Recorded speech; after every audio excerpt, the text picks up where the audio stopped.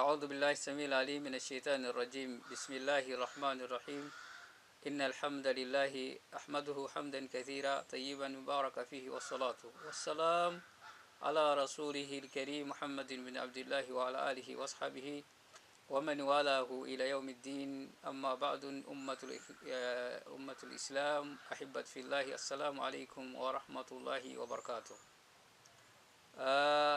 Respected our subscribers and our followers right away, the channel Islam of Taiba Islamic TV Malawi, you are most welcome once again. We are still on the same topic, the same program. Our topic is the thoughtfulness of the profound right of Allah Tabaraka wa Ta'ala. Allah Rabbu al-Alameen. Allah, the Lord of all the creations. Allah Rabbu al-Arsh Kareem. Allah, the Lord of all, the Lord of the Supreme Throne. And indeed, Al-Malik al-Haqqu, the true King. This is our topic. On last episode, we had a hadith of which we're still going on with it. The hadith of Mu'adh ibn Jabal, narrated by Mu'adh ibn Jabal, whereby he had received questions from the Prophet ﷺ, asking him whether he is aware of the profound right of Allah Tabaraka wa Ta'ala. Now we stopped at where we see Mu'adh ibn Jabal said he does not know. He doesn't know anything.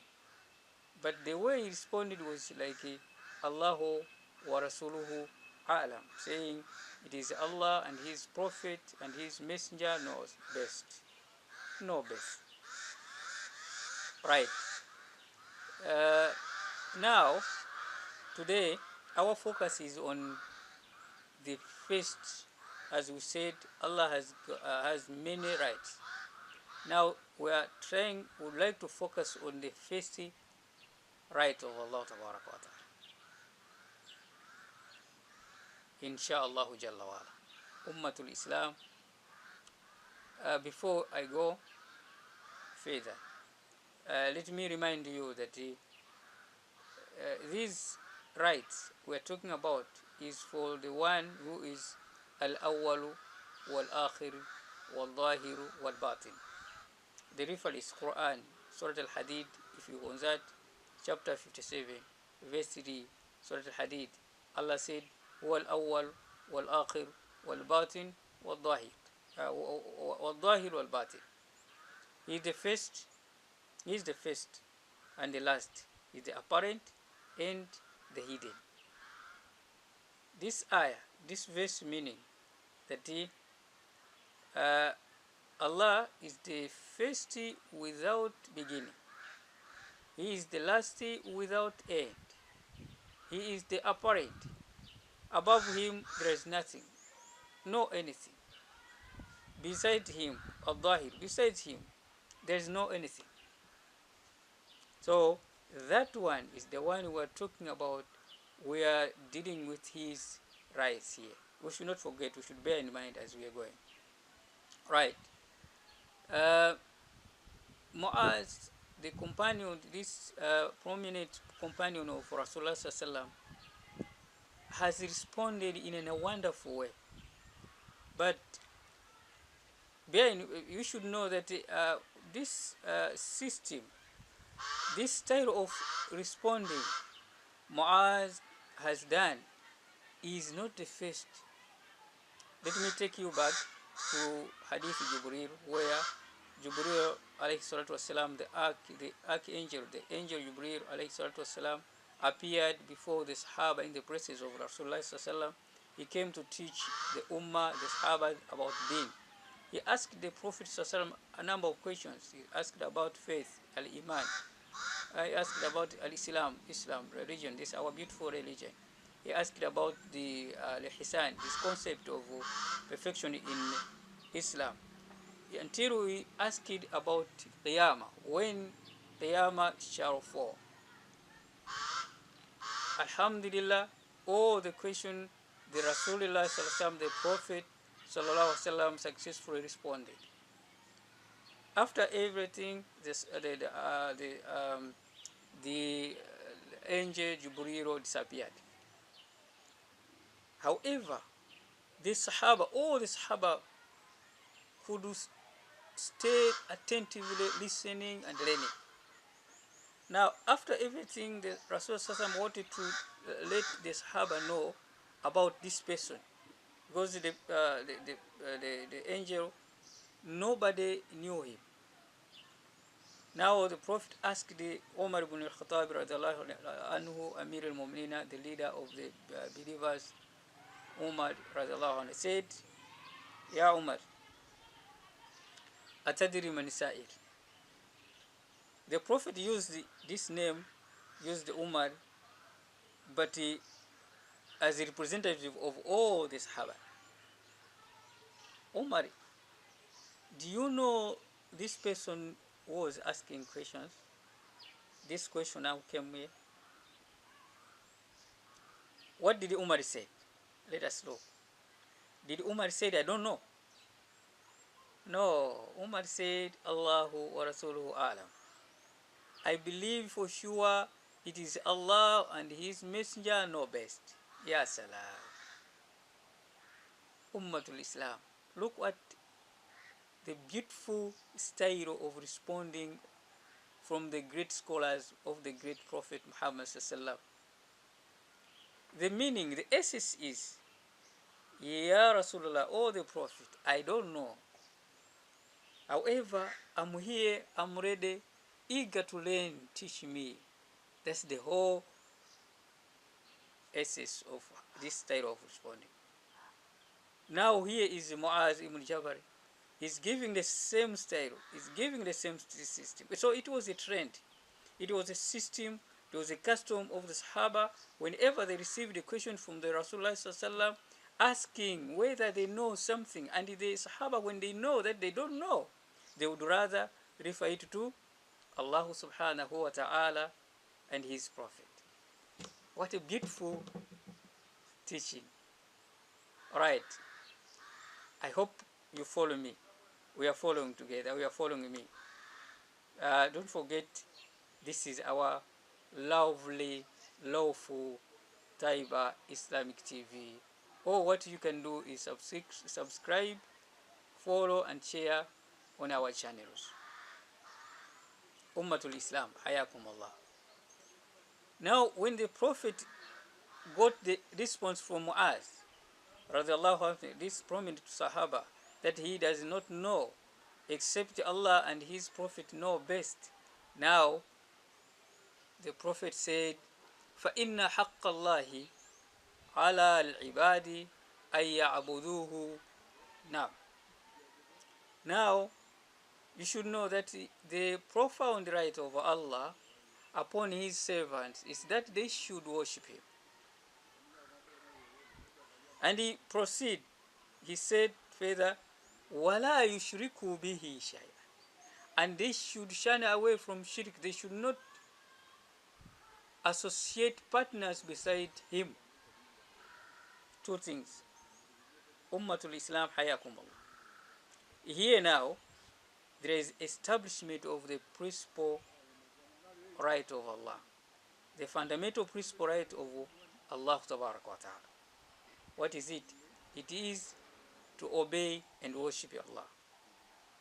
Allah speaks in Surah Muhammad chapter 47 verse 19. Allah said, فَعْلَمُوا أَنَّهُ لَا إِلَهَ إِلَّا اللَّهُ وَاسْتَغْفِرُوا لِذَنْبِهِ. Behold, now be informed, for sure know that La ilaha illallah, there is nothing worthy of worship except Allah. La ilaha illallah. There is no anything that you can do except that it is Allah is worthy of worship. Allah. There's no anything which has the right to be worshipped except Allah. That's a reference. And also Allah, in another verse, in Surah Al-Nahl, chapter 16:36, Allah said, وَلَقَدْ بَعَثْنَا فِي كُلِّ أُمَّةٍ رَسُولًا. Indeed, we set to each nation, each community, a messenger, أَنِ اعْبُدُوا اللَّهَ. They were assigned that they should tell their people that they should worship Allah, and they should shun away from Taghut, from deities. Ummatul Islam, Hayakumullah. Once again, now we have seen the base of the this principle, the establishment of this principle. That the fundamental principle of Allah is to worship, is to obey and worship Him. Since in this worship there is a mention of shirk, now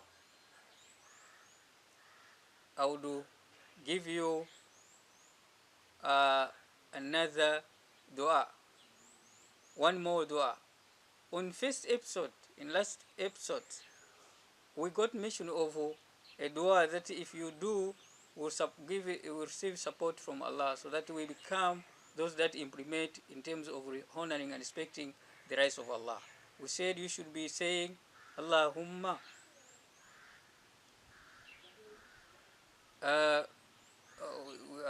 we said we should ask Allah to give us support. Arna al-haqqa haqqan warzuqna ittiba'. Allah, may you teach us, show us haqq, reality, truth, and give us, grant us ability to follow the truth. Wa arna al-batila batilan warzuqna ittiba' warzuqna ijtinab, and show us the batila, the falsehood, and grant us ability to stay away from falsehood. Now, this time around, one more dua, because there is a mention of shirk in this principle, where Allah that is commanding us to worship Him alone without associating any partner besides Him. Now we should be making dua. We should be saying, Allahumma inni a'udhu bika an ushrika bika wa ana a'lam wa astaghfiruka lima la a'lam. Athabakum Allah. Oh, what was today is to know, to spot out the fundamental principles of Allah, which is obedience and worship. And Allah deserves that. Why do we say Allah deserves obedience and worship? Because we have seen that Allah is the first without beginning, last without end, is apparent and hidden. Besides Him, above Him, there is nothing. These are the justification that Allah really deserves an obedience and worship. Barakallahu fikum. Do not forget that our episode today was focusing on the first fundamental principle right of Allah, and also we have heard this dua. We should be doing it so that we seek protection, support from Allah, in order to become those that implement and advocate the rights of Allah, who is the Lord of all the creations, Lord of the supreme throne, and indeed the true King. Subhanakallahumma wa bihamdik, ashhadu an la ilaha illa anta astaghfiruka wa atubu ilaik. Subhana rabbika rabbil izzati amma yasifun, wa salamun ala al-mursalin, walhamdulillahi rabbil alamin.